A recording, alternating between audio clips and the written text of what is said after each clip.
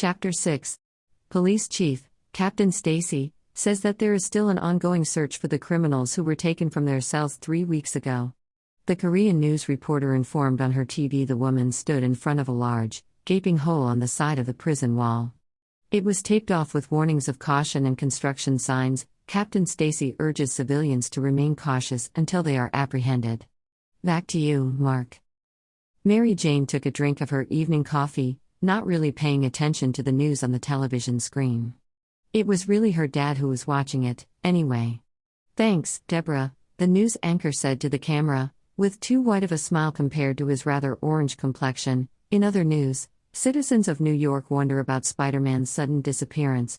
Mary Jane, who had just taken another drink of her coffee, sputtered, nearly choking from her sudden coughing fit.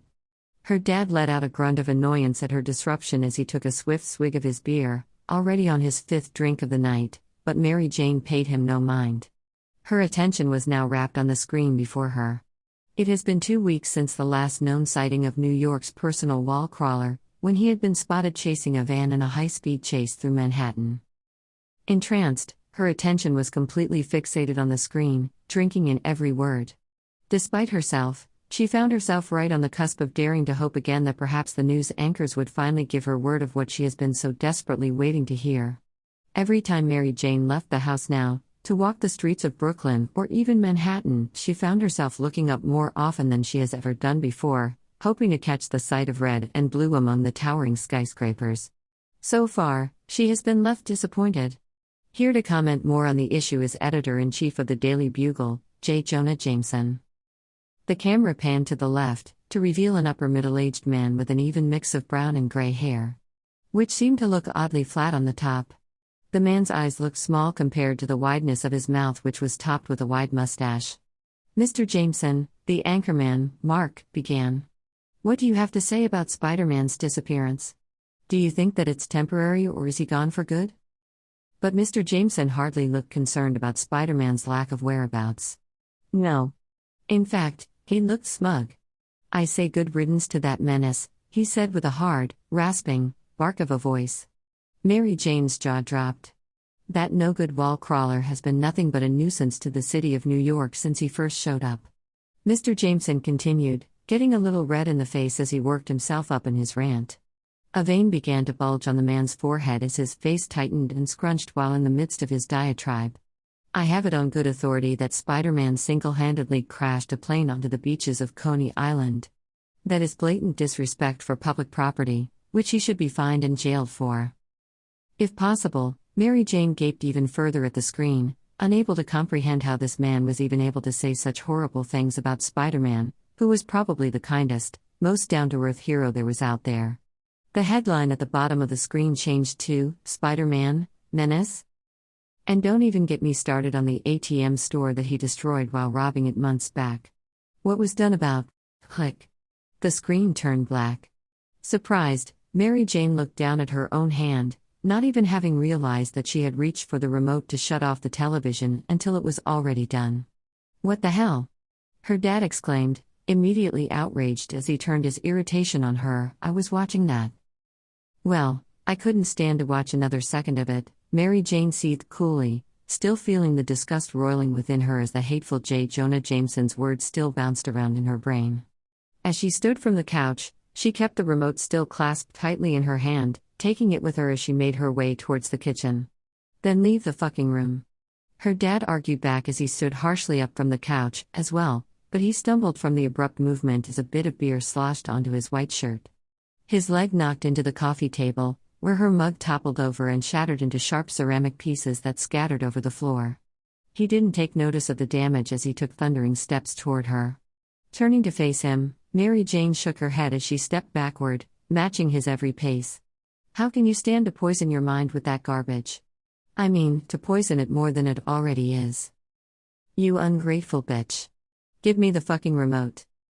He made a grab for it, but in a split-second decision that mostly stemmed from her subconscious, Mary Jane threw the remote across the room, out of his reach. They both followed the arch of the remote in the air with their eyes. Before it landed into the sink, still full of dishwater, with a splash and a plop. A tense second passed before. Slap. The pain didn't come straight away. The shock that she felt more than masked it, at first. But it still did come. The sting of the slap her father had inflicted across her face. Mary Jane could only stare at the floor, stunned, as she lifted a shaky hand up to her cheek. The very cheek that was flooding with the warmth of her blood to counteract with the pain. Her eyes finally shifted up to her father and saw that his eyes were as wide as hers as he stood there frozen. With the offending hand still half raised in the air. Just looking at her. He had never hit her before. The feelings that she felt then came at her in a rush, nearly knocking the wind out of her. Trembling severely, she took a stumbling step back. Because at that moment, she had never felt so unsafe and exposed before. And a fleeting thought crossed her mind where she wished that Spider-Man was there. To wrap himself around her, holding her in his protective arms as he shielded her from the outside world. Peter sighed as he stared out the window at the busy, dark streets of Queens. He seemed to be doing this quite a bit lately ever since the accident, as he tried to reorient himself with the world again. Slowly but surely, his memory has steadily regained until only minor details of his life were the only things left as blurs. Though he still didn't remember why he'd even been near that exploding building that night. Since then, it's been 3 weeks. 3 weeks of confusion, which was lessening every day. 3 weeks of boredom, which was increasing every day. And 3 weeks since he had last seen the gorgeous Mary Jane.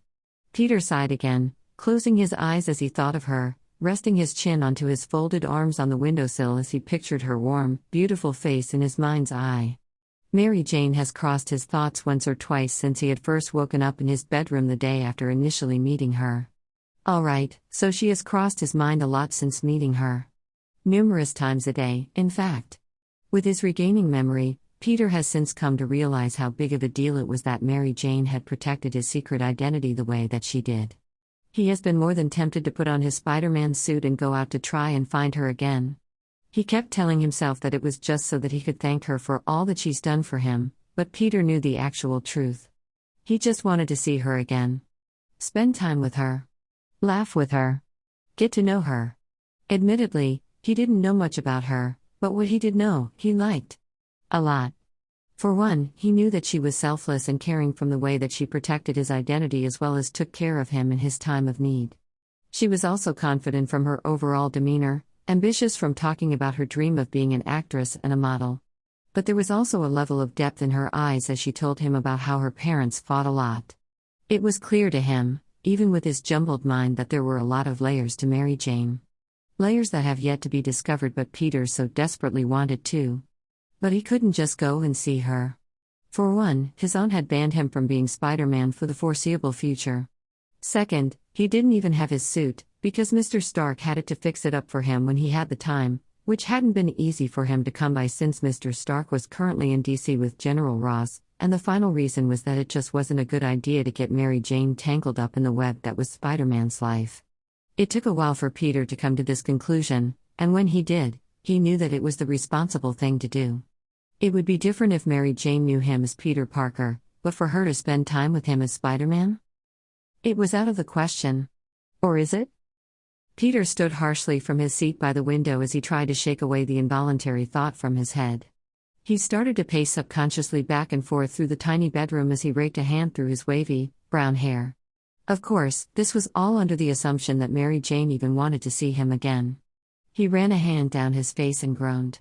Maybe he should just forget it all and... Peter stopped and froze as the now familiar tingling of his spider sense overcame him. He turned on a dime to face the window he just vacated, right at the moment the police sirens broke through the normal bustling sounds of the night. Immediately, almost as though on autopilot, Peter went to turn for his Spider-Man suit, ready to put it on and spring into action. Only to suddenly remember that he didn't have it. Sullen, Peter's shoulders sank, resigning himself to stay in instead of investigating the source of those sirens.